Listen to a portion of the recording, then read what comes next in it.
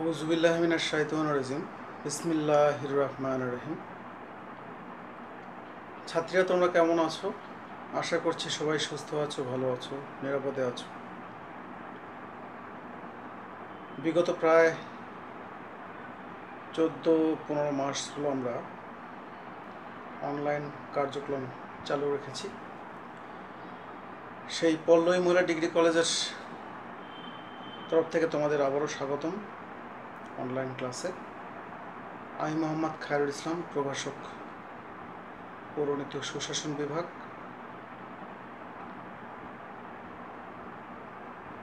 গত ক্লাসে যারা আমরা অনলাইন ক্লাস দেখেছো, আমরা সপ্তম অধ্যায়টা শেষ করে ফেলেছি। তোমরা জানো যে তোমাদের শর্ট যে সিলেবাস দিয়েছে সেই সিলেবাসের অন্তর্গত অর্থাৎ প্রথম অধ্যায়, তৃতীয় অধ্যায়, সপ্তম অধ্যায় এবং দশম অধ্যায়, এই মাত্র 4টি অধ্যায় রয়েছে। তো আমি ইতিমধ্যে শেষ করে ফেলেছি তোমাদের সিলেবাস। আমি আবার নতুন করে শুরু করছি। আশা করছি তোমরা বুঝতে না পারলে কমেন্টে জানাবে, এবং ক্লাসটা মনোযোগ দিয়ে দেখে বাসায় যদি পড়ো, অবশ্যই না বোঝার কথা নয়। তাহলে চলো আমরা পাঠে চলে যাই। আজকে আমি আলোচনা করব প্রথম অধ্যায়, পৌরনীতির ধারণা এবং পৌরনীতি ও সুশাসনের পরিধি ও বিষয়বস্তু সম্পর্কে।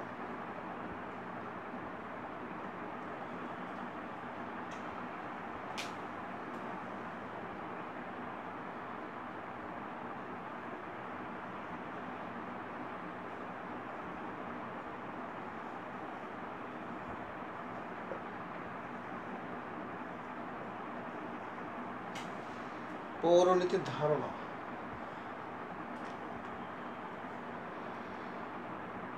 অর্থাৎ পৌরনীতি কি, কীভাবে আসলো, কীভাবে উদ্ভব, এই বিষয়গুলো পৌরনীতির ধারণা।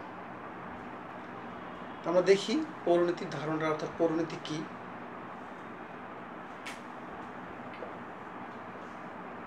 পৌরনীতি ইংরেজি শব্দ সিভিক্স,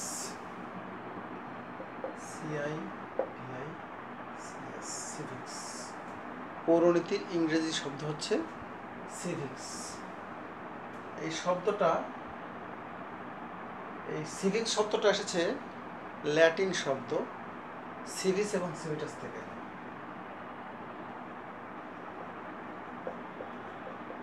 ল্যাটিন শব্দ সিভিস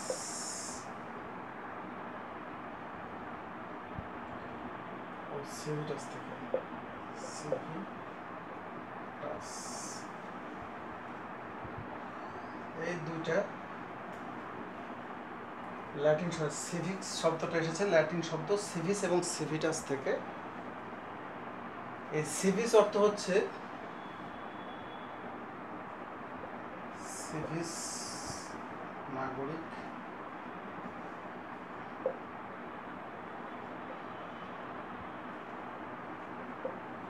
সিভিটাস অর্থ হচ্ছে নগর রাষ্ট্র।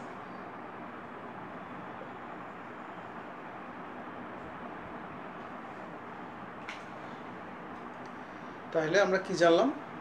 পৌরনীতির ইংরেজি শব্দ হচ্ছে সিভিক্স। এই সিভিক্স শব্দটা এসেছে ল্যাটিন শব্দ সিভিস এবং সিভিটাস থেকে। এই সিভিস শব্দের অর্থ হচ্ছে নাগরিক এবং সিভিটাস শব্দের অর্থ হচ্ছে নগর রাষ্ট্র। তাহলে আমরা বলতে পারি যে নাগরিক এবং নগর রাষ্ট্র সম্পর্কিত যে বিষয়, অর্থাৎ যে গ্রন্থে বা পুস্তকে নাগরিক এবং নগররাষ্ট্র সম্পর্কে বিস্তারিত লেখা আছে, সেটিকে আমরা পৌরনীতি বলতে পারি। কিন্তু আসলে পৌরনীতির শব্দটা কিন্তু আক্ষরিক নয়, এটা আসলে ব্যাপক। তাই শব্দগত অর্থে এর সংজ্ঞা বা এটা অর্থ বা পৌরনীতি সংজ্ঞা দেওয়া সম্ভব নয়।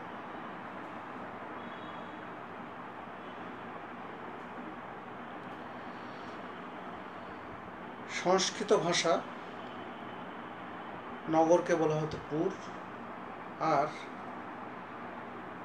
নগরের অধিবাসীকে বলা হতো পুরবাসী।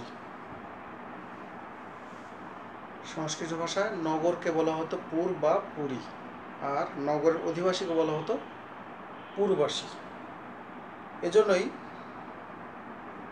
এজন্য নাগরিক জীবনের অপর নাম হচ্ছে পৌর জীবন। তোমরা জানো যে পৌর জীবন বলতে নাগরিক জীবন বোঝায়। নাগরিক জীবনের অপর নাম হচ্ছে পৌর জীবন, এবং নাগরিক সম্পর্কিত বিদ্যার নাম হচ্ছে পৌরনীতি। তোমরা আশা করছি এইটুকু বুঝতে পেরেছো যে সংস্কৃত ভাষায় নগরকে বলা হতো পুর বা পুরী, আর নগরের অধিবাসীকে বলা হয় পুরবাসী। এজন্য নাগরিক জীবনকে বলা হয় পৌর জীবন, আর এই নাগরিক জীবন সম্পর্কিত যে বিদ্যা সেটার নাম হচ্ছে পৌরনীতি। প্রাচীন গ্রিসে এক একটা নগর ছিল একটি রাষ্ট্র। তোমরা জানো নগর রাষ্ট্র কথা শুনেছ, যে প্রাচীন গ্রিসে একটা নগর ছিল একটা রাষ্ট্র। প্রাচীন গ্রিসের এথেন্স, স্পার্টা প্রভৃতি নগররাষ্ট্র আয়তন এবং জনসংখ্যা ছিল সীমিত। আয়তনের সীমিত ছিল এবং জনসংখ্যাও সীমিত ছিল। আয়তনও ছোট এবং জনসংখ্যাও সীমিত। নগররাষ্ট্রের সকল সদস্যকে কিন্তু সেই সময় নাগরিক বলা হতো না। এখন যেমন রাষ্ট্রে বসবাসকৃত সকল জনগণকে আমরা নাগরিক বলতে পারি, কিন্তু সেই সময় নগর রাষ্ট্রে বসবাসকৃত সকল জনগণকে কিন্তু নাগরিক বলা হতো না। শুধুমাত্র যারা রাজনৈতিক সুযোগ সুবিধা ভোগ করত, অর্থাৎ রাজনৈতিক মানে সরাসরি রাজনৈতিক কাজে অংশগ্রহণ করত, তাদেরকেই নাগরিক বলা হতো। নাগরিকদের অধিকার ও কর্তব্য নিয়ে আলোচনা করা হতো পৌরনীতিতে। সুতরাং শব্দগত বা মূলগত অর্থে পৌরনীতি অর্থ ছিল অনেকটা সংকীর্ণ বা সীমিত। এটা সেই সময় কথা বলছি, অর্থাৎ সেই নগর রাষ্ট্রের সময় কথা বলছি। সেই সময় পৌরনীতির অর্থ ছিল সংকীর্ণ বা সীমিত। কিন্তু বর্তমানে সেই আর নগর রাষ্ট্র নেই। বর্তমান পৌরনীতিতে শুধুমাত্র শব্দগত অর্থে আলোচনা করা হয় না, কেননা আধুনিক রাষ্ট্রগুলো প্রাচীন গ্রিসে সেই নগর রাষ্ট্র নয়, এখন জাতিরাষ্ট্র। প্রাচীন গ্রিক নগররাষ্ট্রগুলো অপেক্ষা আধুনিক এই জাতিরাষ্ট্রগুলো অনেক বড় এবং জনসংখ্যাও ব্যাপক জনসংখ্যা। এটা চিন্তা করে দেখো, আগে ছিল একটা নগরকে কেন্দ্র করে একটা রাষ্ট্র, অর্থাৎ এই ঢাকা শহর এত বড় ছিল না, এর চেয়েও ছোটো ছিল। হয়তো বললাম যে ঢাকা শহর একটা রাষ্ট্র, রাজশাহী একটা রাষ্ট্র, চিটাগাং একটা রাষ্ট্র। তাহলে বর্তমানে কিন্তু তার অনেকগুলো শহর নিয়ে কিন্তু একটা রাষ্ট্র গঠিত হয়। জাতিরাষ্ট্র কিন্তু ব্যাপক বিস্তৃত, অনেক শহর নিয়ে নগর নিয়ে একটা রাষ্ট্র গঠিত হয়। এদের জনসংখ্যাও অনেক বেশি।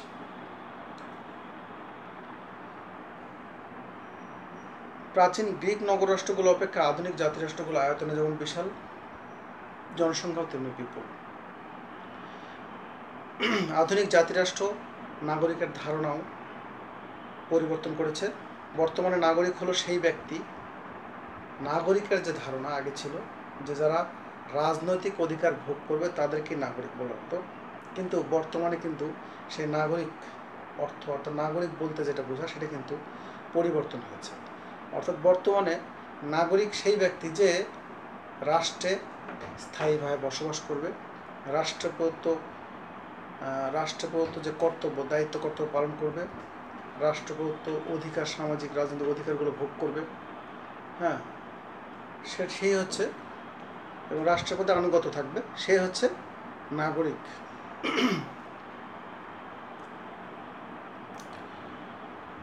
এসব জাতিরাষ্ট্র নাগরিকদের জীবন এবং কার্যাবলী বহুমুখী এবং বিস্তৃত এবং জটিল।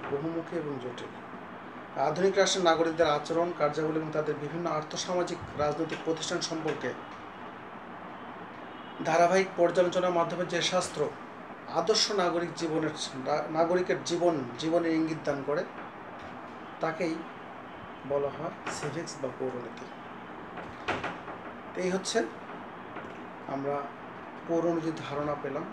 আশা করছি এতটুকু তোমরা অনুধাবন করতে পেরেছ পৌরনীতি কি এই সম্পর্কে আশা করছি তোমরা ধারণা লাভ করতে পেরেছ।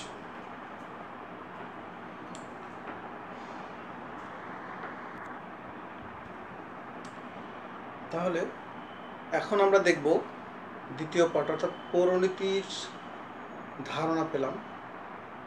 এখন আমরা দেখব পৌরনীতি ও সুশাসনের পরিধি ও বিষয়বস্তু সম্পর্কে।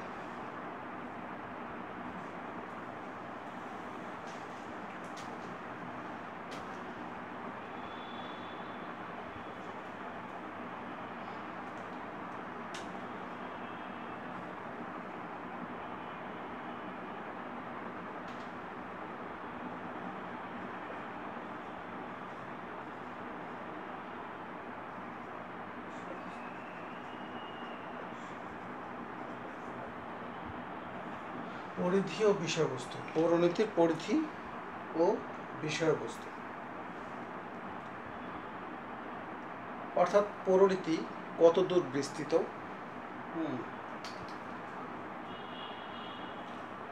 এটা বিন্দু ধরলে এটা হচ্ছে এটা হচ্ছে বৃত্তের পরিধি। হ্যাঁ, এই চারিদিকে যে দাগ এটা হচ্ছে এই বৃত্তের পরিধি। তাহলে আমরা দেখব এই পৌরনীতির পরিধি কতদূর বিস্তৃত এবং পৌরনীতি কি কি বিষয় নিয়ে আলোচনা করে।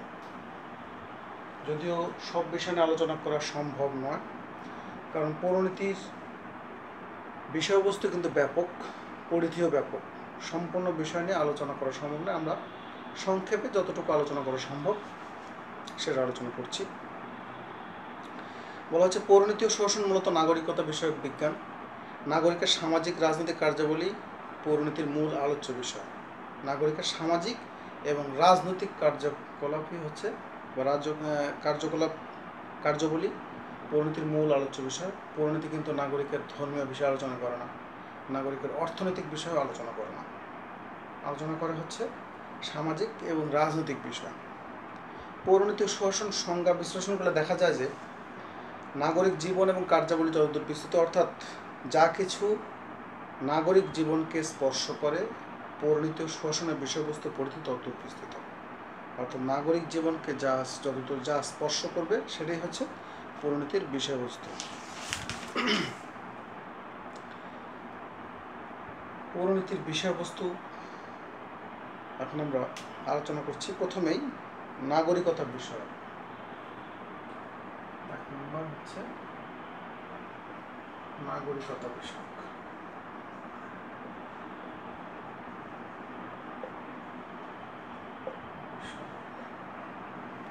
নাগরিকতা বিষয়ক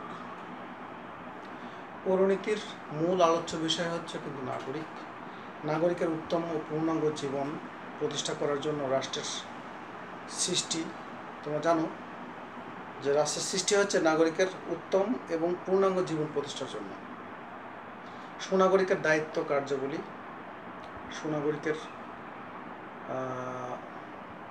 সচেতনতা প্রভৃতি গুণাবলী রাষ্ট্রকে মহীয়ান করে তোলে। নাগরিকতার অর্থ প্রকৃতি, নাগরিকতার অর্জন বিলোপ, সুনাগরিকতা, নাগরিকের অধিকার, এই বিষয়গুলো নিয়ে কিন্তু পৌরনীতি ও সুশাসন আলোচনা করে থাকে।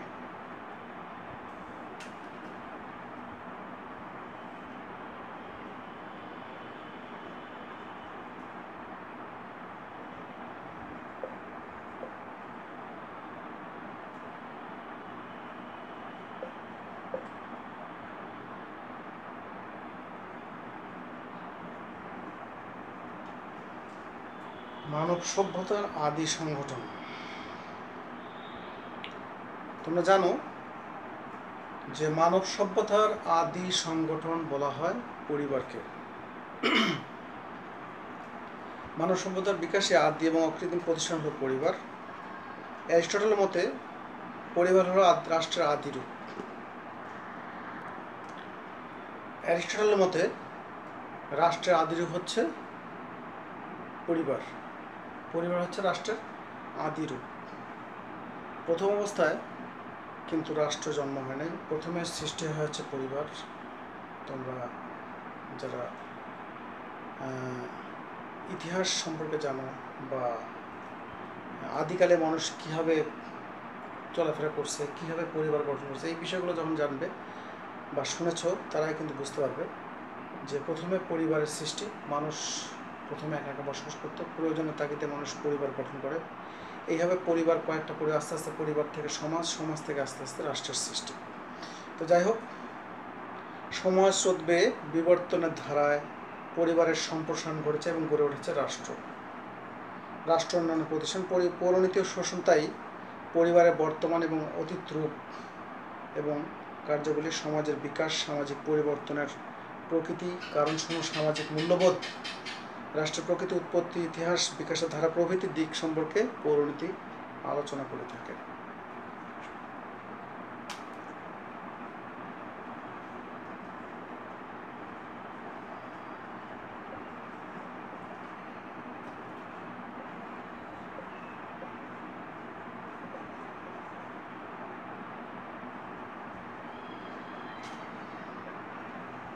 রাজনৈতিক প্রতিষ্ঠান সম্পর্কে পৌরনীতি সুশাসন রাজনৈতিক প্রতিষ্ঠান সম্পর্কে আলোচনা করে থাকে। রাষ্ট্রের সংজ্ঞা, প্রকৃতি, উৎপত্তি, ইতিহাস, রাষ্ট্রের উপাদানসমূহ, সংবিধানের প্রকৃতি, প্রকারভেদ, সরকারের প্রকৃতি, শ্রেণীবিভাগ, সরকারের বিভিন্ন অঙ্গ বিভাগ প্রভৃতি, সংগঠন, কার্যাবলী, নির্বাচক মণ্ডলী, রাজনৈতিক দল, রাজনৈতিক প্রতিষ্ঠান, সংগঠন সম্পর্কে পৌরনীতি ও শাসন বিস্তারিত আলোচনা করে থাকে বা পৌরনীতি ও শাসনের হচ্ছে মূল আলোচ্য বিষয়।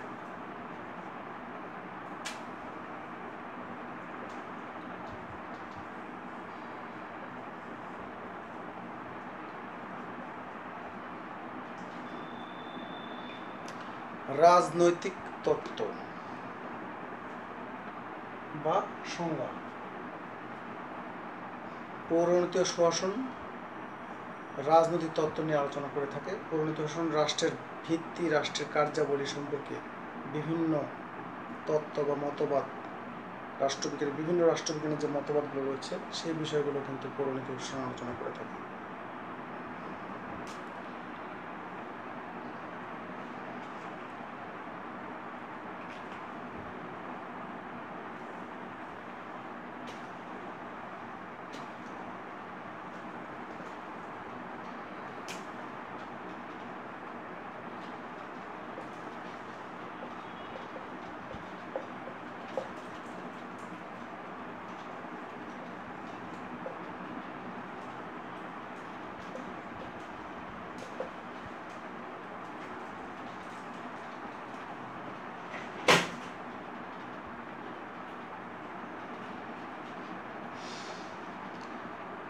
নাগরিকতার স্থানীয় দিক নিয়ে আলোচনা।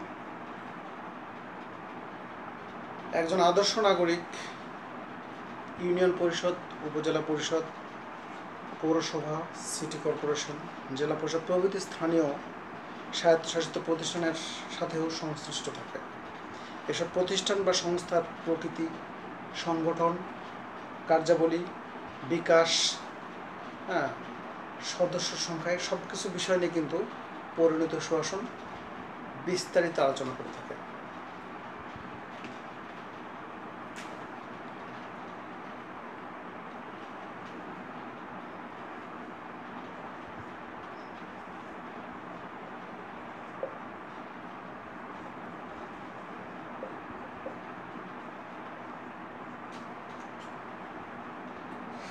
নাগরিকতার জাতীয় দিক নিয়ে। নাগরিকদের জাতীয় বিষয় অর্থাৎ জাতীয় স্বাধীনতা আন্দোলন, জাতীয় আন্দোলনের পটভূমি, জাতীয় স্বাধীনতা আন্দোলনের ধাপে ধাপে বিভিন্ন নেতার অবদান,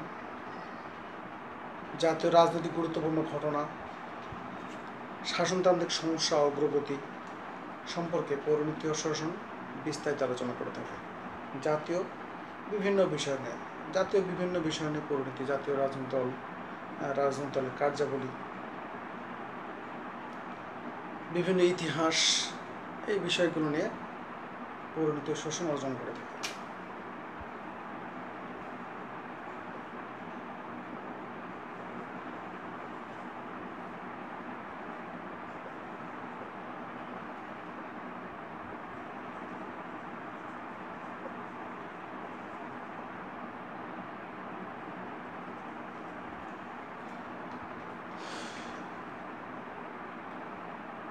নাগরিক জীবন আজ শুধু স্থানীয় এবং জাতীয় পর্যায়ে সীমাবদ্ধ নেই, এটা এখন স্থানীয় জাতীয় পেরিয়ে এখন কিন্তু আন্তর্জাতিক সীমানা রূপ লাভ করেছে।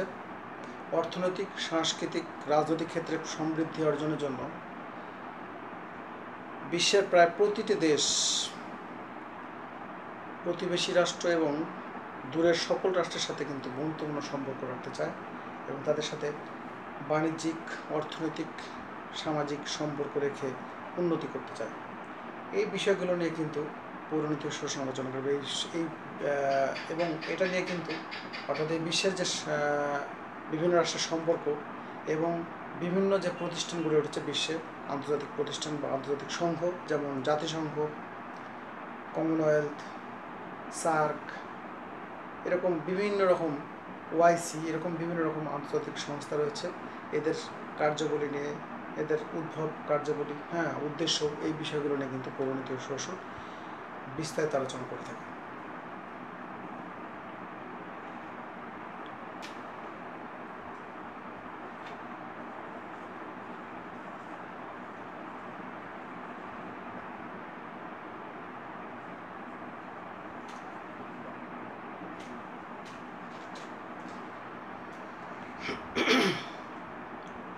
নাগরিকতার অতীত নিয়ে, অর্থাৎ অতীতে নাগরিকের অবস্থা কীরূপ ছিল তোমরা জানো যে আমরা আলোচনা করেছি যে অতীতে নাগরিক অর্থাৎ নগর রাষ্ট্রে বসবাসকৃত যে ব্যক্তি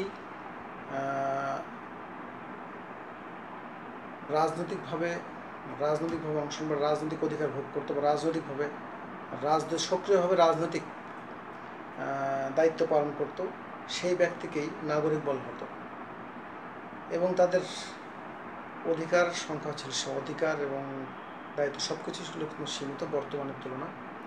বর্তমানে নাগরিকের অবস্থা ব্যাপক বিস্তৃত, কিন্তু অতীতে কিন্তু নাগরিকের অবস্থা এরকম ছিল না। রাষ্ট্র ছিল ছোট, নগরকে কেন্দ্র করে একটা রাষ্ট্র গড়ে উঠেছিল। সেই নগরের অধিবাসী সবাইকে কিন্তু নাগরিক বলা হতো না। এই বিষয়গুলো নিয়ে কিন্তু নাগরিক অধিক বিষয় নিয়ে, বিভিন্ন বিষয় নিয়ে কিন্তু পৌরনীতি শোষণ আলোচনা করে থাকে।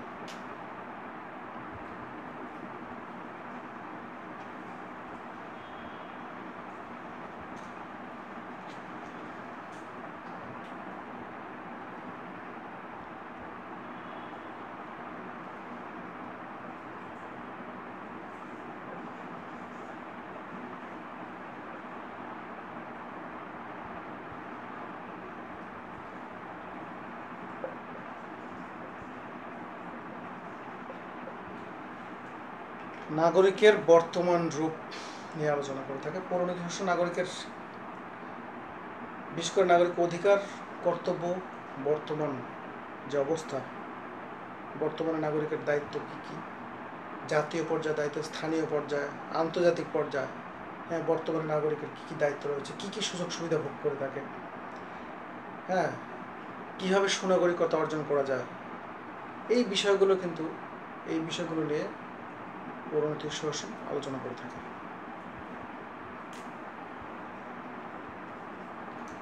10 নম্বর, নাগরিকতার ভবিষ্যৎ নিয়ে।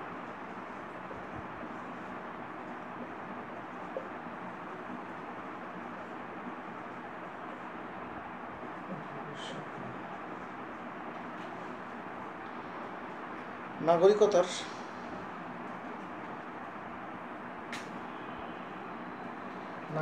ভবিষ্যৎ নিয়েও কিন্তু পৌরনীতি শোষণ আলোচনা করা থাকে।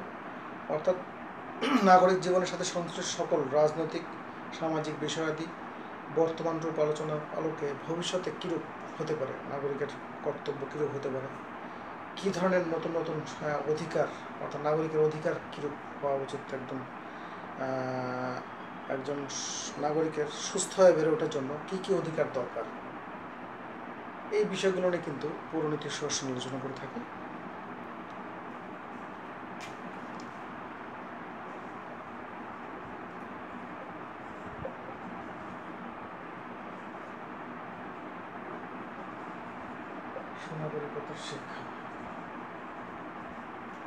সুনাগরিকতার শিক্ষা। আমি স্থায়ীভাবে বসবাস করলাম রাষ্ট্রে, দায়িত্ব পালন করার চেষ্টা করলাম, অধিকার ভোগ করলাম, তাহলে কিন্তু আমি সুনাগরিক হয়ে যাব না। সুনাগরিকের কিছু বৈশিষ্ট্য আছে, যেমন বুদ্ধি, বিবেক, আত্মসংযম, শৃঙ্খলা। একজন ব্যক্তি যদি বুদ্ধিমান হয়, একজন ব্যক্তির মধ্যে যদি বিবেক থাকে, আত্মসংযম থাকে এবং শৃঙ্খলাবোধ থাকে, তাহলে কিন্তু সেই ব্যক্তি হচ্ছে সুনাগরিক। আর সেই সুনাগরিকতার শিক্ষা, কীভাবে সুনাগরিক হওয়া যায়, হ্যাঁ, সুনাগরিক হওয়ার জন্য কী কী দরকার, একজন মানুষের মধ্যে কী কী বৈশিষ্ট্য থাকা দরকার, এই বিষয়গুলো নিয়ে কিন্তু বিস্তারিত আলোচনা করে থাকে পরিণতি ও শোষণ।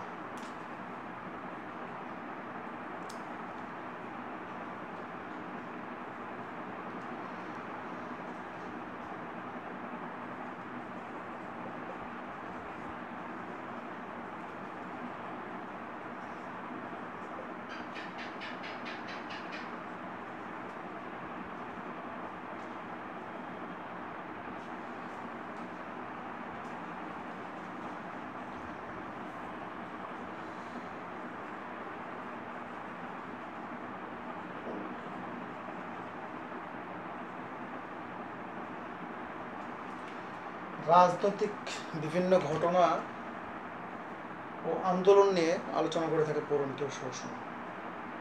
তোমরা জানো, রাজনৈতিক বিভিন্ন ঘটনা, যেমন 1757 সালের যে পলাশীর যুদ্ধ, তারপরে 1857 সালের সিপাহী বিদ্রোহ, 1905 সালে বঙ্গভঙ্গ, 1935 সালে ভারত স্বাধীনতা আইন, ভারত শাসন আইন, তারপরে 1940 সালে লাহোর প্রস্তাব, 1947 সালে ভারত স্বাধীনতা, তারপরে নতুন দুটি রাষ্ট্রের সৃষ্টি, 48 থেকে 52 হচ্ছে ভাষা আন্দোলন, 54 নির্বাচন, 66 6 দফা, 69 গণ অভ্যুত্থান, 70 সাধারণ নির্বাচন, 71 স্বাধীনতা আন্দোলন বা মুক্তিযুদ্ধ। এই বিষয়গুলো নিয়ে কিন্তু বিস্তারিত আলোচনা করে থাকে পরিণতি ও শোষণ।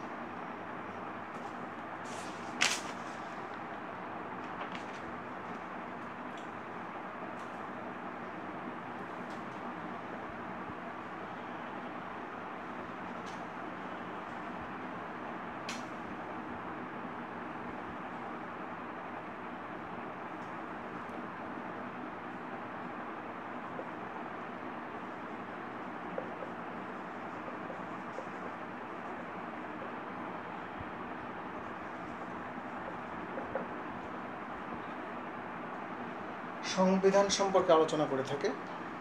তোমরা জানো যে পরিণতি ও শোষণ সংবিধান সম্পর্কে আলোচনা করে থাকে, সংবিধানের অগ্রগতি, সংবিধানের প্রণয়ন ইতিহাস, হ্যাঁ, সংবিধানের বিভিন্ন ধারা, সংবিধান সংশোধন, পরিবর্তন এগুলো বিষয় সম্পর্কে কিন্তু পরিণতি ও শোষণ আলোচনা করে থাকে।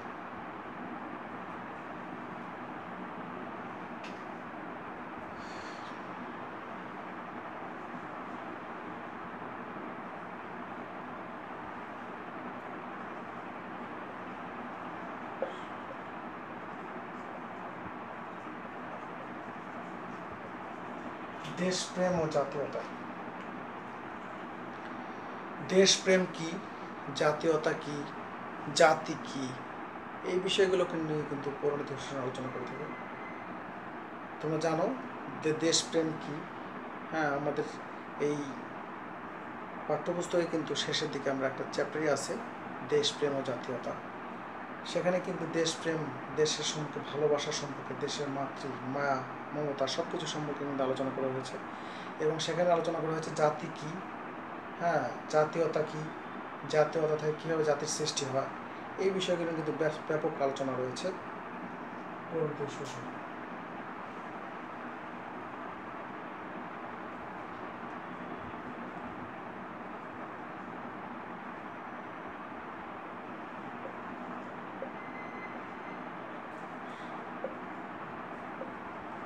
সরকারের প্রকৃতি ও শ্রেণীবিভাগ। সরকারের প্রকৃতি ও শ্রেণীবিভাগ সম্পর্কে জানো। সরকার কাঠামো সম্পর্কে একটা আমাদের সপ্তম অধ্যায় রয়েছে, সেখানে সরকারের শ্রেণীবিভাগ, সরকারের প্রকৃতি, কী ধরনের সরকার হতে পারে। যেমন গণতন্ত্রের মধ্যে বিভিন্ন ভাগ রয়েছে, একনায়কতান্ত্রিক সরকার, গণতান্ত্রিক সরকার, তারপরে রাজতান্ত্রিক সরকার। গণতন্ত্রের মধ্যে বিভিন্ন ভাগ রয়েছে। এই বিষয়গুলোর কিন্তু নিয়ে পৌরনীতি শাসন ব্যাপক আলোচনা করে থাকে।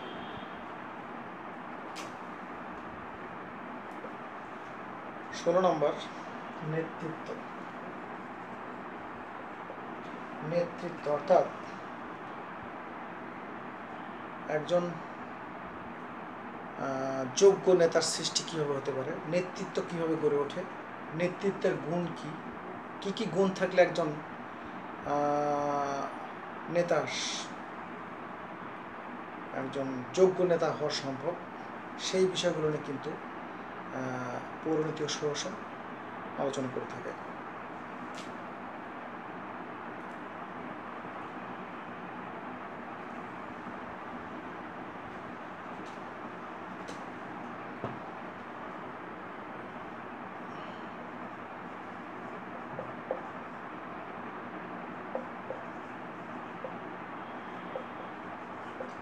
রাজনৈতিক দল। রাজনৈতিক দলের উদ্ভব, বিকাশ, বিভিন্ন রাজনৈতিক দল সম্পর্কে পৌরনীতি ও সুশাসন আলোচনা করে থাকে। তোমরা জানো যে পৌরনীতিতে বিভিন্ন রাজনৈতিক দল সম্পর্কে আলোচনা করা হয়েছে। বিশেষ করে যে রাজনৈতিক দলগুলো মূল ক্ষমতার কাছাকাছি থাকা, অর্থাৎ যে রাজনৈতিক দলের নেতাগুলো সংসদে যেতে পেরেছে, তাদের দলগুলো নিয়ে আলোচনা। সবগুলো রাজনৈতিক দল সম্পর্কে আলোচনা। বাংলাদেশে কিন্তু প্রায় 100 অধিক রাজনৈতিক দল রয়েছে, তো সবগুলো দল নিয়ে কিন্তু আলোচনা করা সম্ভব নয়। প্রথম দিকের যে রাজনৈতিক দলগুলো, যেমন প্রথম দিকে যে 5-6টা রাজনৈতিক দল আছে, সেই দলগুলো নিয়ে কিন্তু পৌরনীতি শাসন আলোচনা করে থাকে।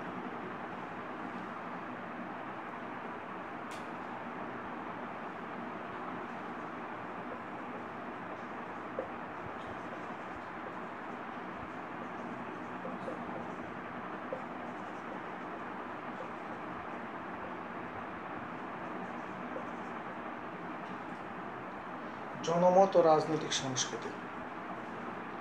কীভাবে জনমত গড়ে ওঠা সম্ভব, সুষ্ঠু জনমত গড়ে ওঠা সম্ভব,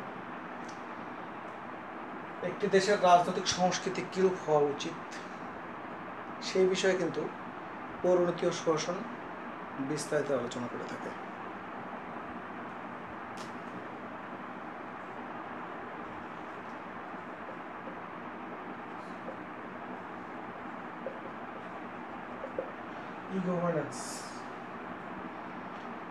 ই গভর্নেন্স ও সুশাসন।